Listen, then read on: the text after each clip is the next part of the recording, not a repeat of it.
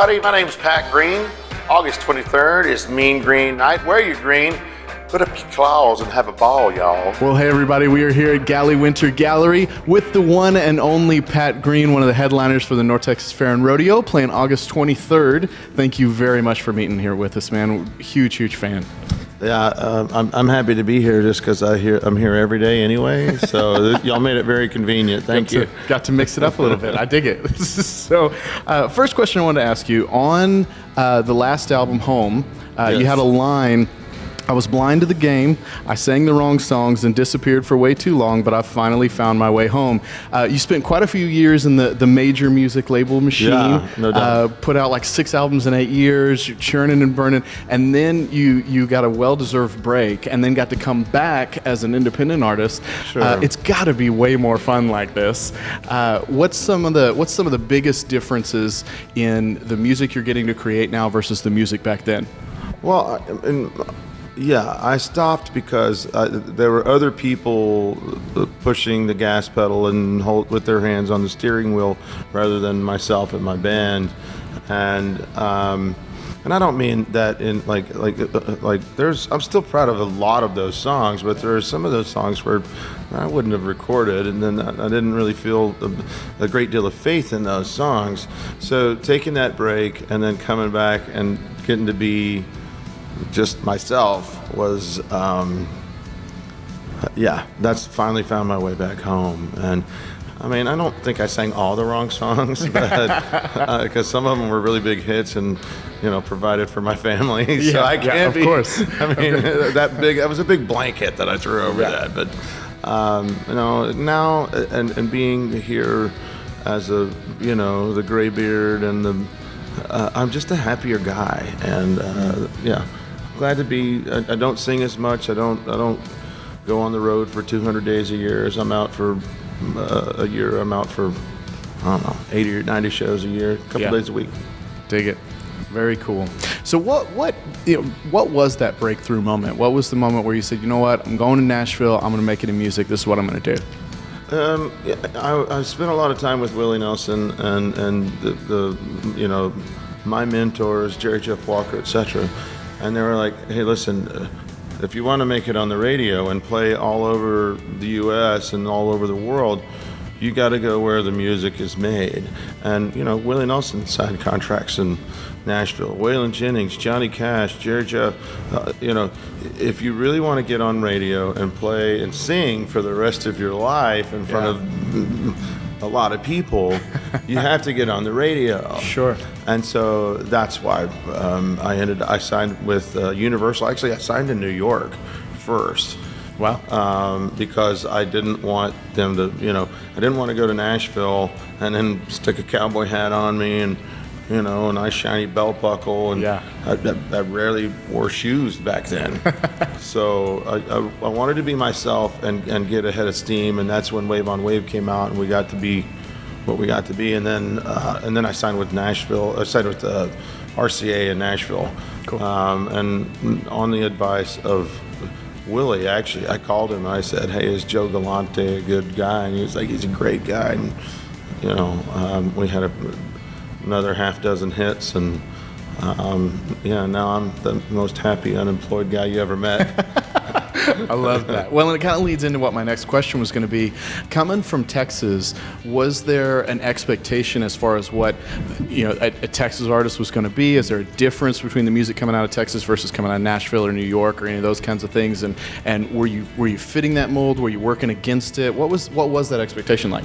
I really wasn't trying to fit a mold as much as I was trying to be myself. Yeah.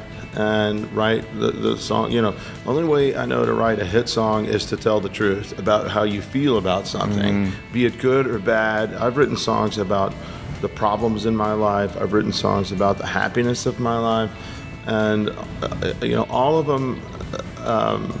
When I really tap into where my heart is, are the successful ones. They're the ones that people want to hear. Yeah. And so. No, I play country music just because that's where I was raised. I was raised in Texas, and I lived with Willie Nelson and Jennings and all these people, Bob Wills. Those were my those were my people, right? And I got to meet them all, except for Bob, obviously.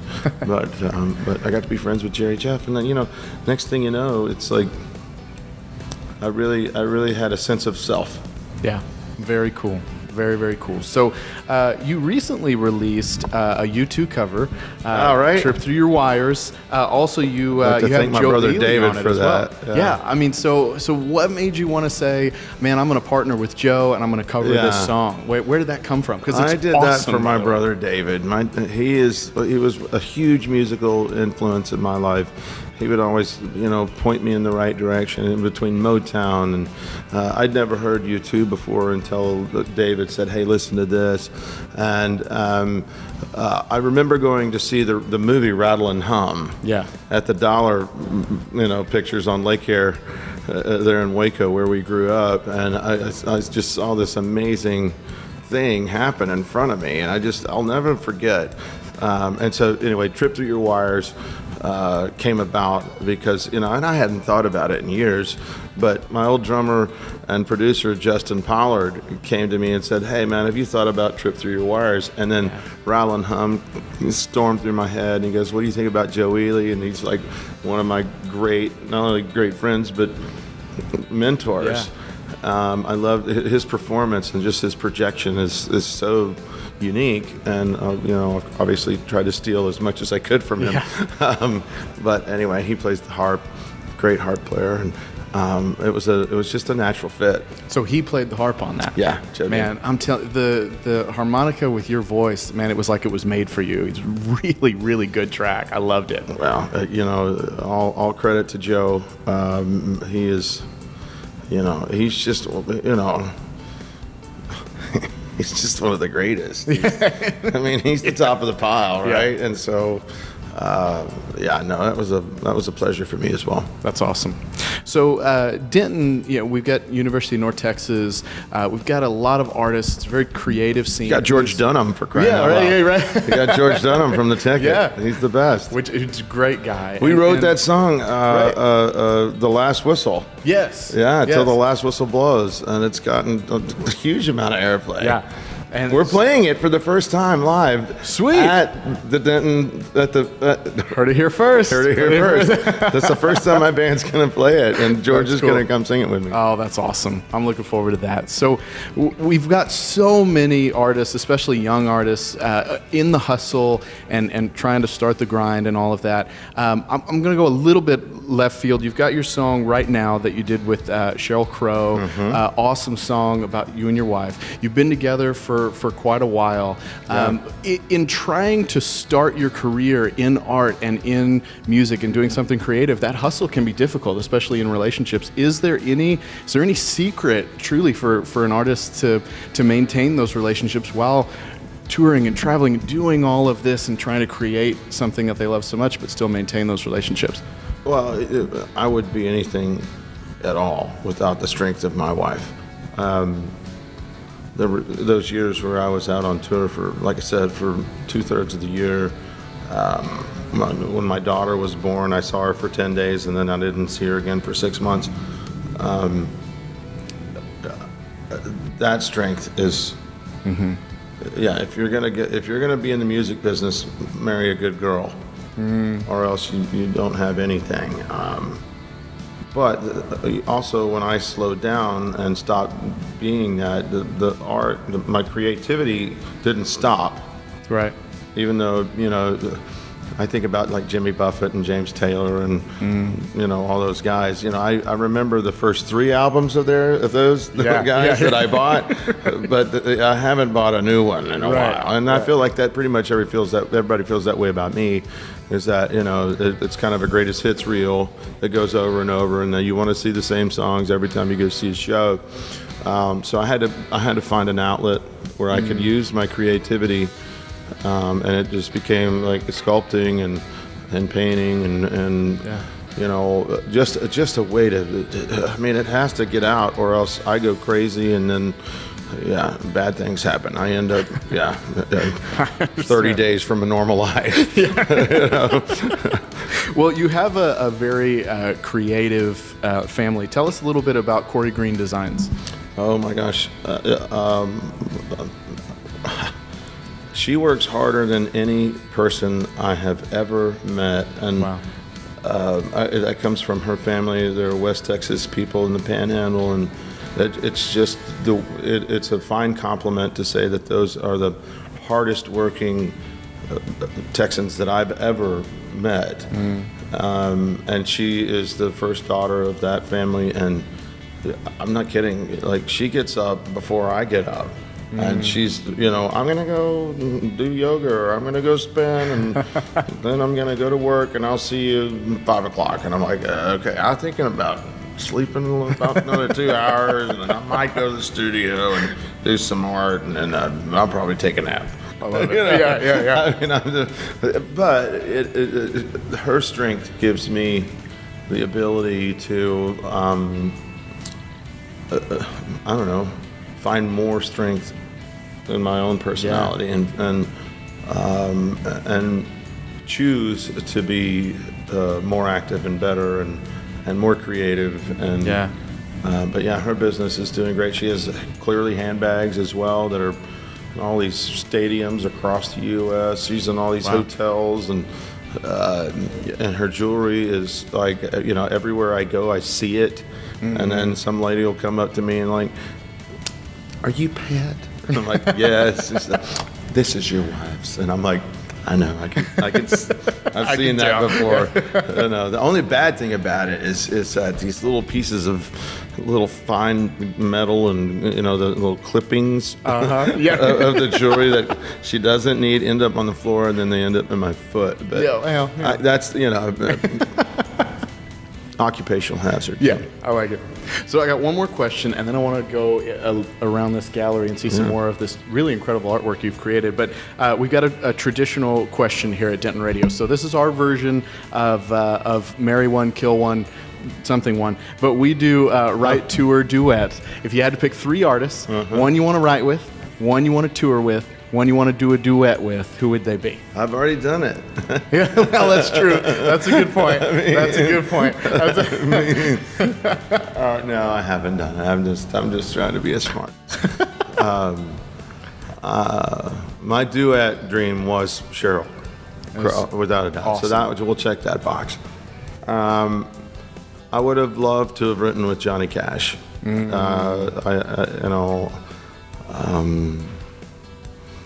I think his soul is a much deeper pond than mine. And what was the one? Tour of one. Oh, I got to do that too. I got to tour with Willie Nelson. So, Hey. I mean, beat that. That's beat that with a stick. You can't. No, I've done a lot of shows with that guy, and I've been on the bus and I've fallen asleep. I got to tour with Dave Matthews. That was great. That's pretty cool. Kenny Chesney, Keith Urban. I mean, yeah, man, my touring life has been phenomenal. That's pretty cool. But I don't know. I dig my gig. Yeah, I love that. Well, like I said, we are here at Galleywinter, your gallery, and we'd love to check this out if we can get the chance. Of course. All right, Pat. So take us around. Show us some of the stuff you got going on here. When I was falling in love with my wife Corey, we went to a lot of the Cirque du Soleil shows, and I love the live performance aspect with ballet dancing, and I mean, you can even call it contortionism. But anyway, this is a play off of the one called Quidam, and where the women were dancing on a ball, suspending themselves, just with balance and.